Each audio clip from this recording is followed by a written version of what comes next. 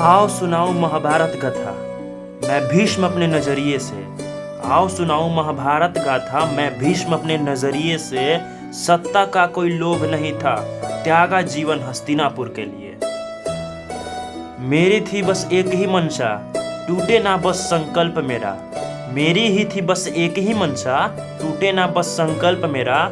धर्म संभाला हमेशा मैंने, पिता को जो दिया था वचन मेरा। पिता को जो दिया था वचन मेरा। लेकिन समय में परिवर्तन आ गया, जन्मे पांडु और धृतराष्ट्र पुत्र। बचपन से ही खटपट करते हुए फिर ये जवान यूं। किया गया अन्याय शुरू से इन पांडु पुत्रों के साथ। किया गया अन्याय शुरू से इन पांडु पुत्रों के साथ। दुर्योधन की एक ही मंशा, छूट न जाए सत्ता मेरा। मुझे तो पूर्वाभास हो गया नहीं बनेगी ऐसे बात। मुझे तो पूर्वाभास हो गया नहीं बनेगी ऐसे बात। भाई भाई लड़ रहे हैं और हस्तिनापुर को तोड़ रहे हैं। जो आंख उठाता कोई हस्तिनापुर पे, जीवन छीन लेता था मैं। जो आंख उठाता कोई हस्तिनापुर पे, जीवन छीन लेता था मैं। लेकिन ये तो अपने निकले, अब बोलो क्या करता मैं। धृतराष्ट्र थे बस नाम के राजा, आज्ञा ना दुर्योधन मानता था। धृतराष्ट्र थे बस नाम के राजा, आज्ञा ना दुर्योधन मानता था। निर्णय कोई ना ले सके, बस व्यर्थ पर प्रलाप करवाता था। बस व्यर्थ प्रलाप करवाता था। हर बार दिया सुझाव मैंने इस विध्वंस को बचाने की।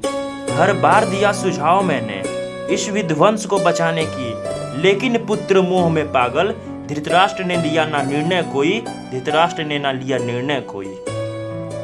बोला था मैंने सबसे कि राजा योग्य युधिष्ठिर है।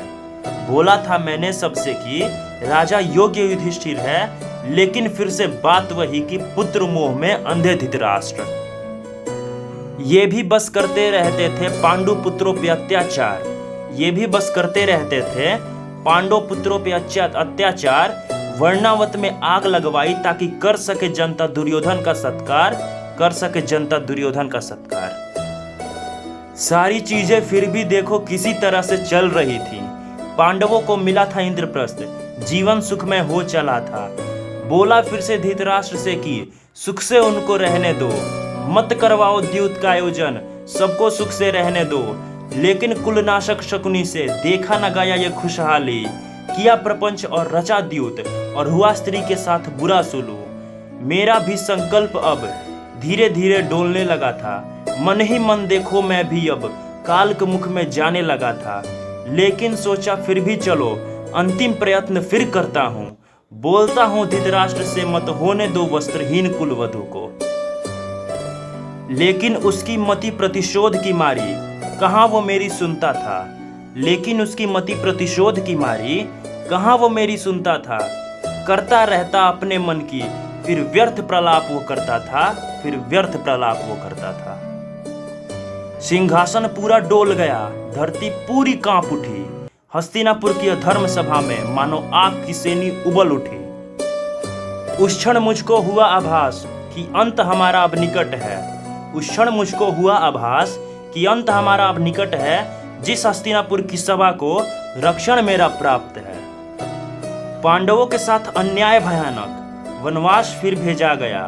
पांडवों के साथ अन्याय भयानक, वनवास फिर भेजा गया। फिर भी रोका था मैंने, लेकिन बात का अब मेरी भी ना था कुरुवंश में महत्व कोई। लेकिन बात का अब मेरी भी ना था कुरुवंश में महत्व कोई। अधर्मी सभा वो बन चुकी थी, होना ही था अंत कभी। होना ही था अंत कभी। याद रखना मेरी ये बात, अधर्म जब भी बढ़ जाएगा। याद रखना मेरी ये बात, अधर्म जब भी बढ़ जाएगा। जो उसमें सम्मिलित होगा, नाश उसका हो जाएगा। नाश उसका हो जाएगा। हम भी वीर थे बहुत बड़े, सूर्य तक का विनाश कर सकते थे। हम भी वीर थे बहुत बड़े, सूर्य तक का विनाश कर सकते थे।